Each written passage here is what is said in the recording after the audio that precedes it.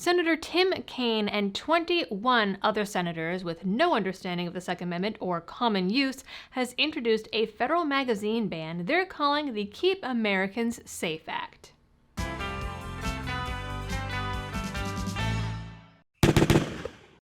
Hello everyone and welcome back to the channel. A new bill introduced in Congress earlier this month would prohibit the importation, sale, manufacture, transfer, or possession of gun magazines that can hold more than 10 rounds of ammo. And, as gun controllers love to do, it would change the very definition of high capacity to prevent coupled or joined magazines, and would institute a national buyback program, all under the guise of saving lives. The bill is spearheaded by Tim Kaine, who in his press release dropped the false stat that the federal assault weapons ban saw a 70% drop in violence. He links to a journal article that reports that during 1994 to 2004, there were 9 less, quote, mass shooting deaths for every 10,000 homicides, but the actual paper and data aren't available, and the abstract results don't report any actual decrease in crime or shooting incidents themselves. Either way, mountains of studies have been done on the federal assault weapons ban, with most of them being inconclusive or showing no effect at all, including research studies done by Congress themselves. And not for nothing, but if someone is a good enough or fast enough shooter, reload time won't make much of a difference. Now, before I give you the exact details here and some of the problems with the bill besides the glaringly obvious Bruen and Heller ones, this video is brought to you by Checkmate, because what better time to plug the largest manufacturer of OEM magazines in the US than a video about wanting to ban them. Checkmate has been supplying Americans with mags for the most popular firearm brands for decades. Each Checkmate mag is 100% developed and manufactured in the US, backed by a lifetime factory warranty to ensure superior performance, reliability, quality, fit, and finish with your favorite firearm. They're always expanding their product line, and even better, my viewers can use code LibertyDoll15 at my link in the description to save $15 off your order. So, like every bill that seems to be introduced lately, it is a repeat that was introduced back in 2023 with Dianne Feinstein on its roster and failed. At the time, they claimed that the bill was needed because mass shootings increased between 2009 and 2020, which leaves out the 5 years after the federal assault weapons ban kicked the dust, leaves out the general increase in violence in 2020 for obvious reasons, and fails to disclose what they consider a mass shooting, because the gun control groups that support this bill have a vastly different definition of mass shooting than the FBI.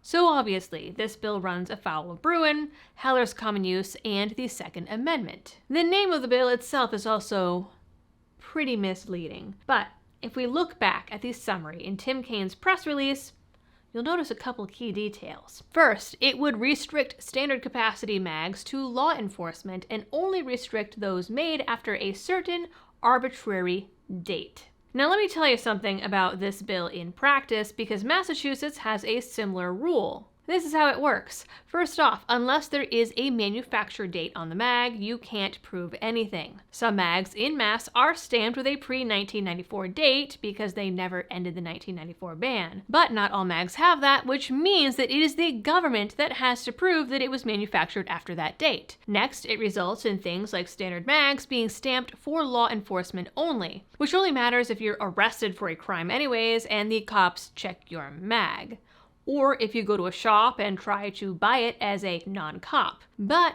cops sell their law enforcement only guns and mags on the secondary market all the time. Or sometimes these mags are sold with little blocks in them, so you technically can't put more than 10 rounds in a Glock mag. They're probably removable, I don't know, I've never tried, but at the end of the day, the law is really just a major inconvenience to the people of Massachusetts rather than something that actually prevents them from having 30-round mags. Because most gun owners in Massachusetts, even with their castrated ARs, have 30-round mags in their safes. This bill is the very definition of virtue signaling. Yes, it would be unconstitutional, and yes, it would be annoying, but unless they were able to roll back their arbitrary date all the way back to 1994, it's not doing crap. And even then, if they think that they are going to buy back something that was never actually theirs, all the mags, going back to 1994, well, let me tell you, the courts are not going to stand for that. Certainly not on any kind of federal level. The bill has, of course, received support from the usual suspects: Brady, Giffords, Everytown, March for Our Lives, and the usual Democrats in Congress. Its sister bill has also been filed in the House, seeing as it failed even back in 2023 in a Congress that passed Biden's Safer Communities Act.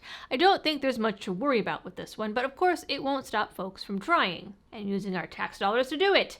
Even if it did get through in some way, there are clear legal precedents to challenge it in the courts. So, have fun with that one, guys. Now that is it for this video. Please like, share, and subscribe if you are new here. Ring the notification bell and drop a comment down below. And as always, thanks for tuning in. Stay safe out there and happy shooting with your 30-round mags.